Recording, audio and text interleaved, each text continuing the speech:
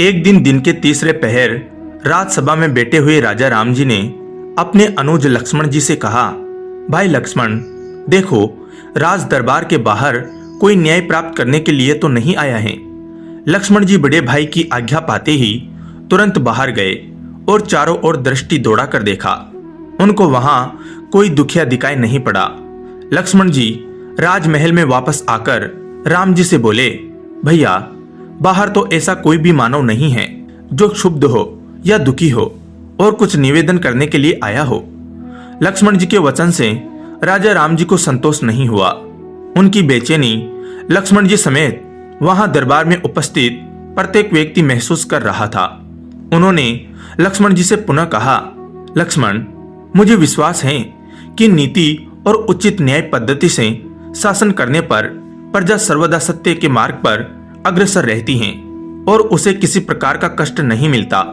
यह सब होते हुए तुम प्रजा के हित चिंतन में सर्वदा सक्रिय रहना। अब एक बार पुनः बाहर जाकर किसी भी कायार्थी, अर्थार्थी या न्यायार्थी का पता लगाओ। कोई भी ऐसा प्राणी यहां से निराश होकर ना जाए। श्री राम जी की आज्ञा पाते ही लक्ष्मण जी पुनः बाहर गए, लेकिन इस बार भी उन्हें राजभवन के बाहर कोई भी मनुष्य नहीं दिखाई दिया। लक्ष्मण जी ने फिर से अपनी पैनी निगाह चारों तरफ दौड़ाई और देखा कि एक कुत्ता दुखी मन से वहां बैठा था। लक्ष्मण जी को देखते ही वह कुत्ता उठ बैठा और अपनी दुखी मन की भावना को व्यक्त करते हुए जोर जोर से रोने लगा। उन दिनों राजा, राजघराने के लोग, राजकाज देखने वाले अधिकारी तथा विद्वान लोग पशु और पक्षियों की भाषा जानते थे। वे उनसे बात भी कर सकते थे। पशुओं की भाषा के ज्ञाता लक्ष्मण जी ने उस कुत्ते से रोने का कारण पूछा। हे सार में, तुम क्यों दुखी हो? तुम्हें किसी ने प्रताड़ित किया है या तुम्हारा कौन सा कार्य नहीं हो पा रहा है? निर्भय होकर कहो। लक्ष्मण जी का आश्वासन प्राप्त करके कुत्ता बोला, प्रभु, समस्त जीवों के रक्षक, प्रशस्त कर्म करने वाले राजा राम जी से मुझे कुछ निवेदन करना है।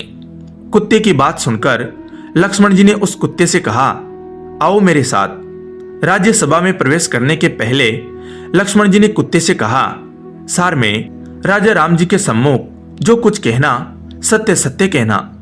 लक्ष्मण जी की बात सुनकर कुत्ता ठिठका और उसने कहा, नाथ, देव मंदिर, राजभवन तथा ब्राह्मण, अग्नि, इंद्र, सूर्य आदि के निवास स्थान पर मेरे जैसे जीवों का जाना उचित नहीं होता। मैं राजा राम जी के महल में कैसे जा सकता हूँ? राजा शरीरधारी स्वयं धर्म का अवतार माना जाता है और फिर राजा राम जी तो सर्वोपरि हैं, प्रजा के रक्षक, नीतिज्ञ और सत्यवादी समदर्शी हैं। वही चंद्र, सूर्य, वरुण और अग्नि हैं। श्री लक्ष्मण, आप तुरंत राजा राम जी से मेरे लिए आज्ञा प्राप्त कीजिए। बिना उनकी आज्ञा के मैं उनकी राज्यसभा में प्रवेश नहीं कर सकता। लक्ष्मण जी तुरंत राजभवन में आए और राजा राम जी से बोले, भैया, राजभवन के बाहर एक कुत्ता है। वह आपसे कुछ निवेदन करना चाहता है, प्रतीक्षा कर रहा है। यदि आज्ञा हो तो उसे राजमहल में बुला लूं। लक्ष्मण जी का कथन सुनकर राजा राम जी ने तुरंत लक्ष्मण जी से कहा, लक्ष्मण, तुरंत उस सार में को राजभवन के अंदर ले आओ। उसे मुझसे न्याय प्राप्त करने का पूरा अधिकार है। राज्य का कोई भी जीव हो, उसको मुझसे निवेदन करने और न्याय प्राप्त करने का मानव की ही भांति अधिकार है।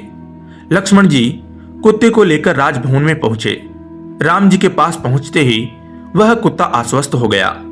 श्री राम जी ने कुत्ते से पूछा, सार में, तुम्हें जो कुछ भी कहना है निडर होकर कहो। कुत्ते के सिर पर चोट थी। उसके सिर पर लगी चोट को देखकर राम जी का ध्यान उधर आकृष्ट हो गया। श्री राम जी का ध्यान अपनी ओर आकृष्ट देखकर कुत्ते ने उनसे निवेदन किया, प्रभु, राजा ही समस्त प्राणियों का रक्षक और स्वामी होता है। प्रजा जब सोती है तब राजा जागकर प्रजा की रक्षा करता है। हे राघव, आप तो समस्त प्राणियों के प्राण हैं। आप ही हमारे कर्ता धर्ता और रक्षक हैं, त्राता हैं, विधाता हैं। आप श्रेष्ठ जनों द्वारा आचरित कर्म करते हैं। आप धर्मात्मा और सद्गुणों के सागर हैं। यदि मैंने कोई अनुचित बात यहाँ पर कह दी हो या आगे मेरी जीवा से निकल जाए तो आप उसे क्षमा कर दे। मैं सिर झुकाकर आपका अभिवादन करता हूँ।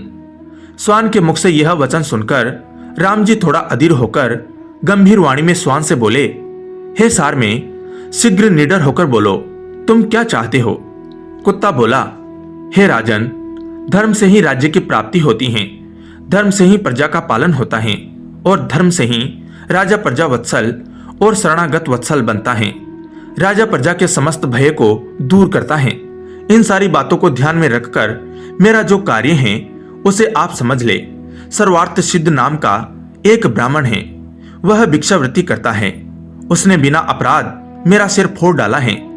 कुत्ते की बात सुनकर राजा राम जी ने तत्काल उस ब्राह्मण को बुलाने के लिए राज कर्मचारी को भेजा और वह तुरंत ही ब्राह्मण को बुला लाया। ब्राह्मण राजा राम जी की राजसभा में उपस्थित हुआ।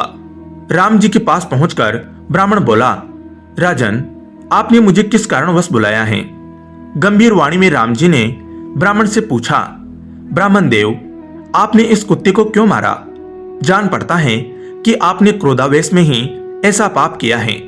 क्रोध मानव को धर्म रहित बना देता है।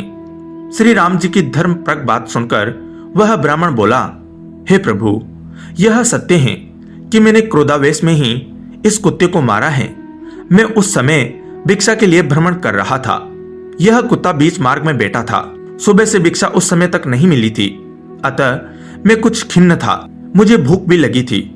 मैंने इसे मार्ग से हट जाने को कहा, किंतु यह मार्ग से नहीं हटा। मैं भूखा तो था ही, क्रोध आ गया मुझे और उसी क्रोध में मैं इसे मार बैठा। मैं अवश्य दोषी हूं और इसे स्वीकार करता हूं। इस अपराध का आप जो भी दंड देंगे वो मुझे स्वीकार्य होगा। आपसे दंड पाने के बाद मुझे नरकगामी होने का भय नहीं रहेगा।